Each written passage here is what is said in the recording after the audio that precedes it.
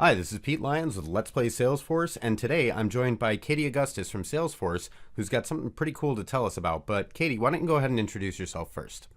Awesome. Thanks, Pete. Hey, guys. My name's Katie Augustus. I am a product manager here at Salesforce. I work on Einstein Analytics, and my primary focus is onboarding and education. And so I'm really thrilled to be here today to talk to Pete about some of the cool new stuff we have in the works. We're going to be talking about the Einstein Analytics Learning Adventure, but before we jump into that, so can you tell us the distinction between Salesforce and Salesforce Labs? Salesforce Labs are free apps that are built by Salesforce employees. They're generally unmanaged packages, which means you have access to the underlying code, but you don't necessarily get automatic updates, or they can be managed packages where you actually do get pushed those updates. But Salesforce itself publishes apps that are managed, they're supported, and they're often paid. Salesforce Labs, however, are usually free. And just my personal take on that, Salesforce Labs puts out some of the absolute best content on the App Exchange. A lot of great utilities, so check out all the different offerings that they have. So let's jump right in and talk about the Learning Adventure. What are the driving factors, you would say, behind the original creation of this and also the version 2? The Learning Adventure app really came out of a need for hands-on material. We know that Einstein Analytics is a highly visual, highly interactive product. There's so much good stuff in there, and it really comes to life when you can get your hands on it. But at times that can be really intimidating, and we wanted to build a tool that allowed our customers to get hands-on with all of this amazing functionality and really learn by doing. And one way to do that is Trailhead, and you can really get in depth with with longer trails and modules. But the Learning Adventure app allows you to be in Einstein Analytics, using Einstein Analytics to learn things like how to pick the right chart for your data, or how to build dynamic dashboards using bindings. And that was really V1, was the charting, was the focus on charting and bindings. And in this version 2, we're really excited to announce another learning chapter in the Learning Adventure app, which focuses on SAQL queries and all of the amazing things that you can do by manipulating the query within your charts. And so we hope with each release of this app, we're just sort of opening up more doors and demystifying some sometimes complex concepts, and really empowering customers to get hands-on and get excited about building with this tool. Now, I do videos instead of blogs because this medium is a lot easier and more natural for me to work in, but it definitely changes the way that we need to structure our content. Can you speak to some of the challenges and considerations of using dashboards to teach Einstein Analytics? You're right. Videos are great. They're definitely one way for learning, a highly visual tool. We really wanted to build a learning tool that used the product so that customers could really feel like they were learning by doing, and encouraged to play and kind of feel, what's the best way to say, I guess more open to exploring. It does pose some challenges.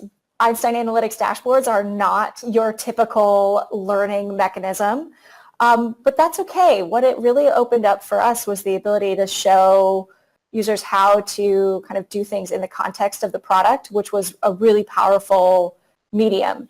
We chose to limit ourselves in what we covered in this app. We really wanted it to be a great starting point for users, so folks could kind of jump in and get oriented. We don't necessarily cover every chart type. We don't cover every bindings example or, every iteration of a SAQL query.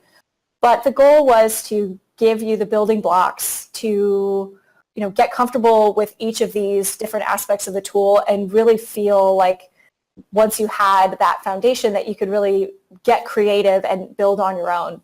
I'd say one of the biggest challenges for us was actually limiting ourselves. There's so much that we could do, that we could show off, but we really wanted to keep it lean and allow it to be foundational instead of exhaustive. Granted, over time, that allows us the privilege of expanding each set of examples, whether that's charts, bindings, or SAQL, or even extending the app further into other areas. But for now, I think it's working we're really excited about the way that we've kind of structured it with the content that we've chosen. We're always open to feedback. So if customers feel like, this was a huge success for this example, but I think I'm really missing this one, we're always open to learning how we can improve. When looking for feedback from customers, I can give them like your mobile number so they can call you directly about that. Sorry. You could absolutely give them my email. I am more than happy to hear from customers directly. It's how we've built this thing. This has not been developed in a silo. In fact, I'm sure, Pete, you can attest to the fact that we've been talking about this next version for a while. But with each kind of development cycle, we've gone back to customers and gotten feedback, and it's changed the way we've presented the material, really for the better. So I love hearing from customers. Please email me. I would be thrilled to know what you think. So what are some other areas that your team is looking to expand in potential further releases? Oh, yeah, that's where it gets exciting. In further releases, we know, as I said before, there's a lot of opportunity to extend with additional examples, especially on the SAQL side and with bindings. But we're really excited about bringing design principles into the Learning Adventure app. Like I said before, this is a highly visual medium. It's really exciting to be in the product, learning about the product, and we know that there are so many, there's so many things on the design side, from layouts to best practices with designing interactions within your dashboard. We have a tremendous user experience team and design team here, and they produce so much goodness that we really want to be able to capture in a medium that we can, where we can make it available to more of our customers in a really accessible way. So now we get to see a demo? For those of you who haven't seen this, this is the Einstein Analytics Learning Adventure app. This is available on AppExchange today. Please go ahead and download it. We're super excited to get you in here and learning with us. So right off the bat, we give you kind of three tracks that you can learn in. We invite you to learn about how you pick the right chart, or how you might build dynamic dashboards using bindings. Or with our newest track, you can ask advanced questions with SAQL, and this really dives into how do you manipulate the query and create some more complex visualizations with multiple data sets and whatnot. For those who are new to the app, we'll just do a quick tour. If you're looking to learn about how to pick the right chart for your data, obviously this is a hugely important area of the product to really understand. You may have all different types of data, but you may only think about bar charts. I know it's such an easy assumption to make when you've all seen charts in Excel. You think about a bar chart, it's pretty natural. But there's so much more that you can do. So perhaps you'd want to explore, what's available to you if you have comparison data. Once you jump into a dashboard, we give you kind of an overview of what types of charts might be available for that type of data, some fun facts, as well as the invitation to play. We want you to be inspired by what your data can do in Einstein Analytics. So we'll give you kind of different things that you can click out, and perhaps, want to see actually, different chart types. You're looking at countries, or you want to zoom into Europe, the Americas, all sorts of amazing visualizations that are available to you today in Einstein Analytics. So we're going to teach you how to do that. I can actually jump in and begin to learn about building dynamic apps, and this is the section on bindings. Now, you actually saw a link to this when I first opened up the app, because this, just to re-emphasize, this is an Einstein Analytics app. I can navigate between these dashboards across all of these different links, and so I could have gotten here from the beginning if I just wanted to focus on bindings. So bindings are a more complex topic. It does require getting into the JSON, but that doesn't have to be scary. And so, we really provide an introduction to what does it mean to build a binding, and that what we just saw while I was toggling between chart types, that's actually available over here if I wanted to use a binding to create dynamic design. So I'm going to jump into this chart type dashboard, and what you can see here is a step-by-step instruction for how to implement that binding myself in my own dashboard, and as well as an interaction that shows me what's going on. I can see the code snippet that I'm interested in, and actually, as I toggle between each of these visualizations, I can see the output of that snippet as well. So this gives me a lot of context on what's actually going on the back end. The other thing that's really amazing about this is that because this is an analytics dashboard, you could use Command E to see all of the JSON behind this particular dashboard, and you can copy paste whatever you want into your own dashboard as well. This has been available on AppExchange for a couple months now, and what we're really thrilled about is this next stage of our journey, the ability to ask complex questions with SAQL. This is about creating dynamic queries.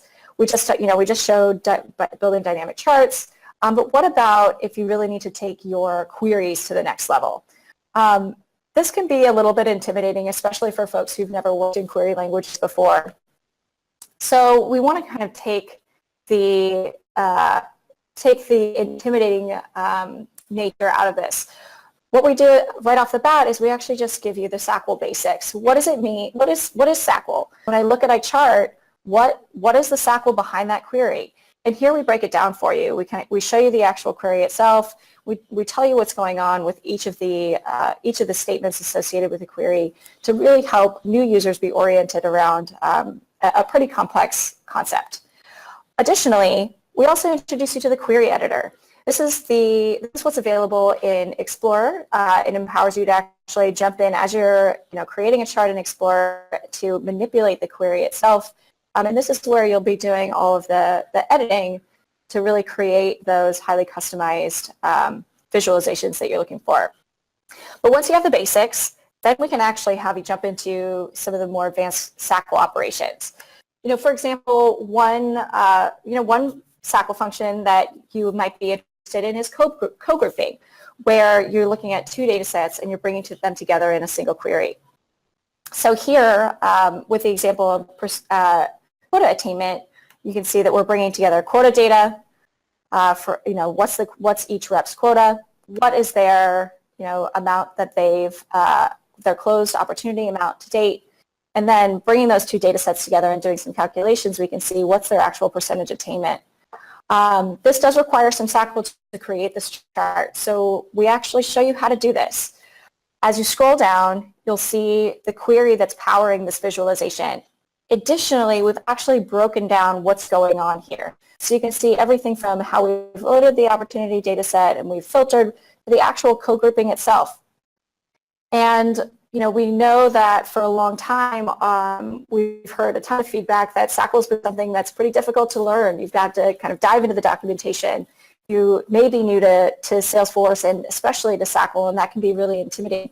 And the goal is to really give you a handful of examples that demystify that process, make it less intimidating, and invite you to explore how to build these visualizations yourself. So again, you've seen this query here. Because this is an app, we've actually got all of the data sets packaged here with the app, so you could actually play with them yourself in your own org. So in addition to co-grouping, we have a host of other examples that you can explore, whether you're interested in building a Pareto chart using windowing functions, or maybe you are thinking about how do I include case operators or logical operators in a query. Here we've shown about forecasting revenue, and as you scroll down, you can see how we've incorporated different conditions into our query to create this forecasting chart. We also get into some statistics as well, how you can use SAQL for some more complex stats functions. Here, we're computing quartiles, and we're showing you different ways for using those quartile calculations and visualizing the output. Same goes for data spread. Well, whether you're looking at again quartile distribution or perhaps a distribution of means, and of course, and as always, as you scroll down, this is a particularly complex query, but we do actually jump in and really break down what's going on in each group so that you can get an understanding of how these pieces work together to build the visualizations that you need. These apps, or this app and these dashboards and the examples therein, they're meant to be both practical so that you can learn how to build the visualizations and the visualizations that we've shown you. But it's also meant to be inspirational. Obviously, for a single customer, perhaps all of these examples aren't useful off the bat. But it's meant to kind of open up your mind to what you can do with the tool and encourage you to explore what are the possibilities with SAQL or with bindings, or just in extending the different chart types that you use in your dashboards to create dashboards and to create apps for your users that are really dynamic and inspiring, and make people really excited to use them. And so we're thrilled with what we'll be launching this week with the SAQL content. We know it's been something that customers have been asking for a long time, and we're really thrilled to hear feedbacks. Once you download the app and get the latest version, please let us know what you think of the content that's available. If anything's missing, like I said before, I'm all ears. We'd love to hear where we should take this thing next. All right, so just for fun, why don't you go ahead and hit Control E? Sure. Let me got to get out of presentation mode for that guy. All right, so let's Command E. So all of these dashboards are actually built, again, like we've been saying, on the Einstein Analytics platform. So you can take them apart right down to every single line, and you can actually see where all the bindings and all the fun stuff that they did is going to be contained within here. Can you show us, for example, how that one chart was built, the SAQL for that? Absolutely. So you can actually see the query here, but this is not the most beautiful syntax. So let's actually jump, again, because this is a dashboard, we can actually jump right into Explorer. So I can click on the chart here, edit it, and here you see the chart that I've created. And if I jump into the SAQL editor, I can see the SAQL split out right here. I can also see the results of the query below. So this is just, again, it's a great way to explore because you can actually use the tool to see how each of these components was built. And if you were really feeling feisty, you could go in, I would encourage you to make a copy of the dashboard first, but you could create a copy and then begin to play with the SAQL yourself and manipulate it, to just kind of get hands-on and see how changing the syntax changes the output. Now, do you suggest installing this into a Trailhead or developer org, or into your full either production environment or a sandbox? Well, I think it really depends on what you want. A lot of our customers are thrilled to install this right away in production because they want to make it available to all of their users right from the get-go. Some folks are a little bit more conservative and would prefer to install it in a sandbox first, just to really get familiar with the app itself before they figure out how they want to disseminate it. And the best thing about this being an App Exchange listing is whether or not you have an Einstein Analytics license today, you can install it in a DE or a developer org or Trailhead org, just to play with it and really get to know the product and how it works. My preference personally is, to really get it as close to your working environment as possible. So if you are building Einstein Analytics apps, you'd want to have this available in that org where you're building so that you can really easily jump back and forth between dashboard inspiration, binding examples, or SAQL examples you might want to leverage into the actual environment that you're building. But if you're not comfortable with that, it's really easy to just spin up a developer org and install this app and have it readily available there for you to explore your content as well. So I would say it really depends on your preference, the preferences or requirements of your company, but any one of those choices is a great one. All right, and what's your preferred method for if users want to be able to reach out to your team and either discuss issues that they're having or put in requests for future enhancements? Definitely just reach out to me directly. My email is probably the best way to go. Send me a note directly, give me your feedback, let me know what works, what doesn't, and if you just love it, we would love to hear from you too. All right, and my last question for you, and I'm sure it's the one that everyone watching is thinking, how can we get to the latest version of this, and be that either if we already have the app and we're looking to upgrade, or if this is going to be a net new installation?